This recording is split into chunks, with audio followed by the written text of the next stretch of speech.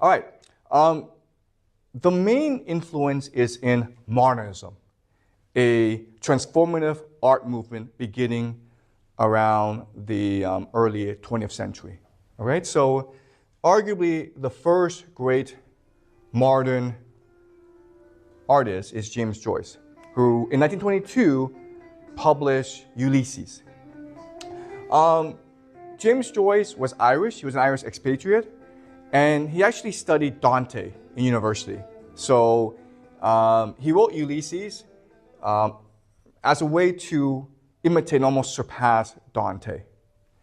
And of course, Ulysses refers to Homer's Odyssey.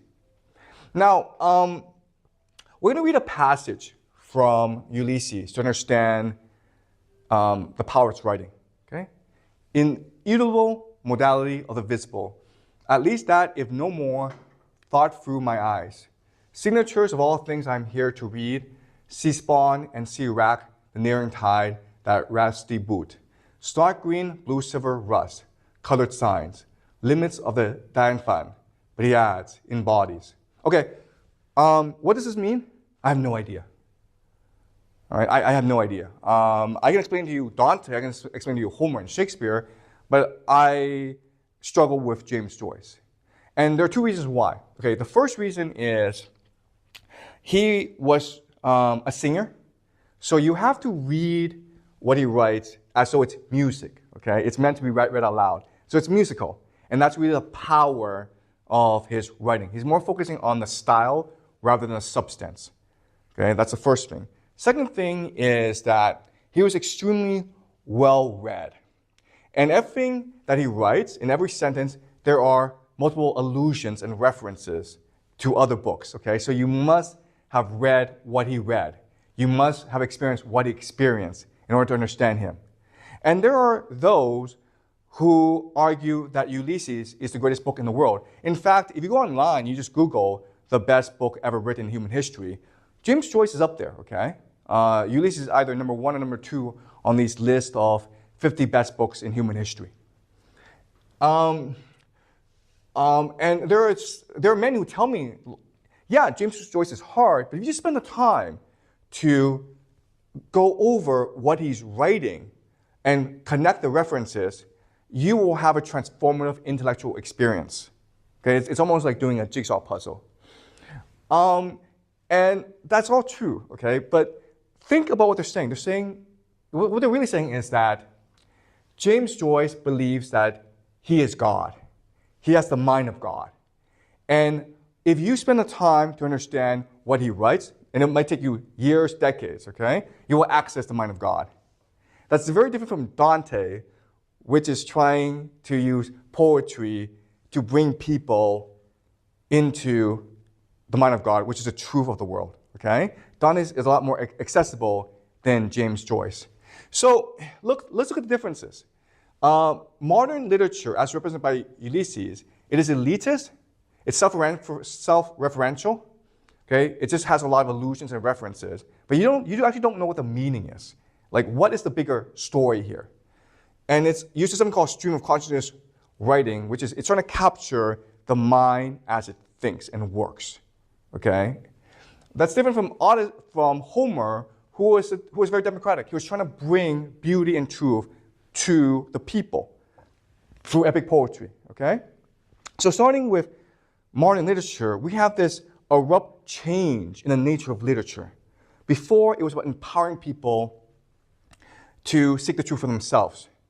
Now, modern literature, it's really just this very elite club of very arrogant, haughty people, okay? James Joyce was good friends with Virginia Woolf. In fact, Virginia Woolf actually published James Joyce. In 1927, Woolf published a book called To the Lighthouse, and it's probably her most famous work. And in it, she's also trying to respond to Joyce. To the Lighthouse, it's very much based on Homer's Odyssey. And it's extremely well written, okay? Let's just look at what she writes. There were the eternal problems, suffering, death, the poor. There was always a woman dying of cancer even here, And yet she had said to all these children, you shall go through with it. To 8 people, she had said relentlessly that, and the bill for the greenhouse would be 50 pounds. Okay, so what she's doing is she's reading a book, and she's thinking about the issues raised by the book, but she's also thinking about life. Like, oh, I have to go and do something, okay? And that's really how our minds work. So this captures really well stream of consciousness thinking. And she's heavily influenced by Freud, right? She's trying to go into the unconscious and trying to figure out how the unconscious works. The lighthouse is really about memory, about perception, about remembering, all right?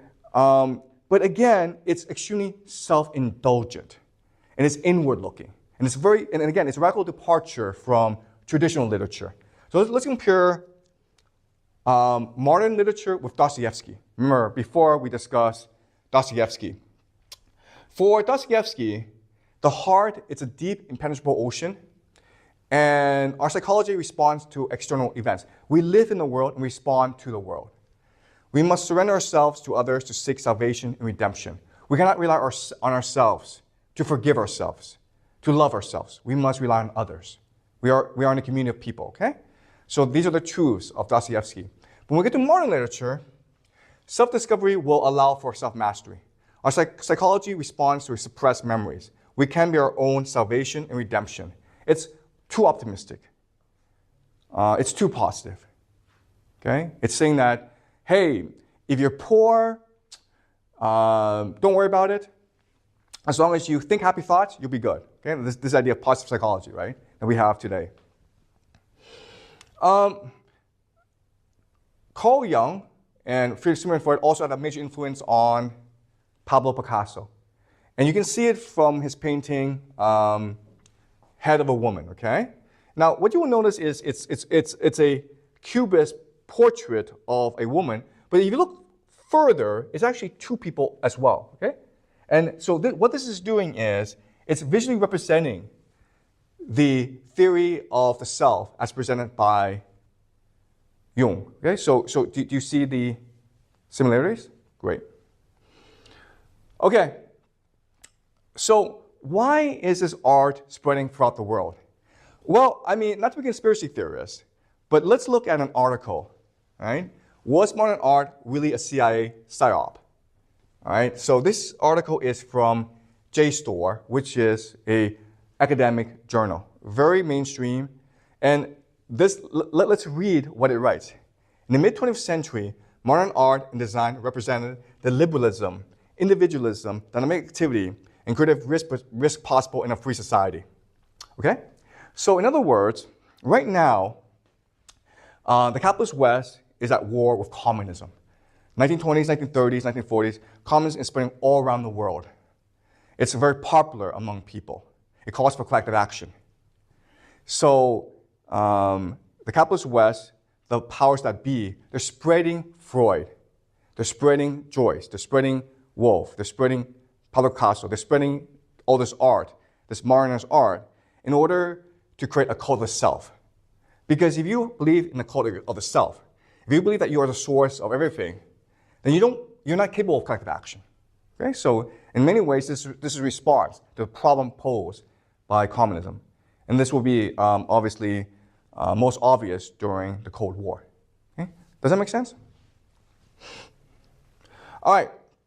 So why would that be bad? Why would the cult of self be bad? Well, this is Mikhail Buchanan, and he explains it very well in his writings, okay? So let's read really quickly what he wrote. Everything human in man, and freedom above all, is a product of a social collective labor. To be free in absolute isolation is an absurdity invented by theologians and metaphysicians who have replaced the society of humans by that of God, their phantom. To say that each person feels free in the presence of God, that is, the presence of absolute emptiness, nothingness. Freedom in isolation, then, is the freedom of nothingness, or indeed the nothingness of freedom, slavery. God, the figment of God, has been historically the moral source, or rather, the immoral source of all slaveries. So what he's saying is, the radical turning point in human history is the invention of Christianity, because it gives us the idea of individualism.